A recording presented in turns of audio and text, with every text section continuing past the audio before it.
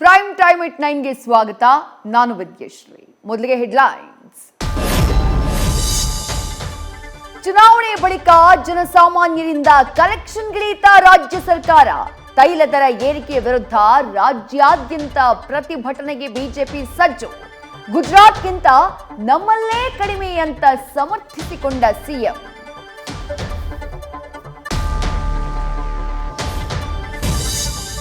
Petrol diesel ದರ ಏರಿಸಿದ್ದಕ್ಕೆ ಭಾರೀ ಆಕ್ರೋಶ.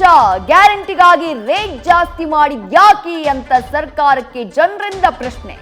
ಬೆಲೆ ಏರಿಕೆ ಬೆನ್ನಲ್ಲೇ ಬಂಕ್ಗಳು ಖಾಲಿ ಖಾಲಿ, ವ್ಯಾಪಾರ ಕುಸಿತ.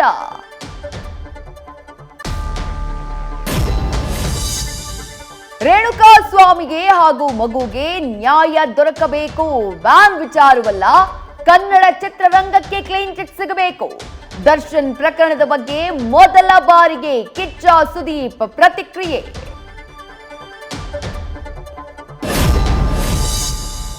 ರೇಣುಕಾ ಸ್ವಾಮಿಗೆ ಸಾಮಾಜಿಕ ಜಾಲತಾಣದ ಗೀಳೇ ಕಂಟಕ. ರೀಲ್ಸ್ ನೋಡುವ ಜೊತೆಗೆ ಸಮಾಜದ ತಪ್ಪುಗಳಿಗೆ ಕಾಮೆಂಟ್ ಮಾಡಿದ್ದಕ್ಕೆ ಜೀವ ಬಿಟ್ಟ. ಜಾಲತಾಣದಲ್ಲಿ ಸಿಕ್ಕವರಿಗೆ ಕಾಮೆಂಟ್ ಮಾಡುವ ಮುನ್ನ ಹುಷಾರ್.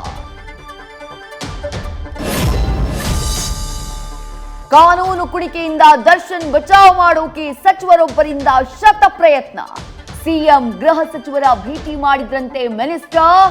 ಒತ್ತಡ ಪ್ರಯೋಜನವಿಲ್ಲ ಅಂತ ಗೊತ್ತಾದ ಮೇಲೆ ಖಾಲಿ ಕೈಯಲ್ಲಿ ವಾಪಸ್.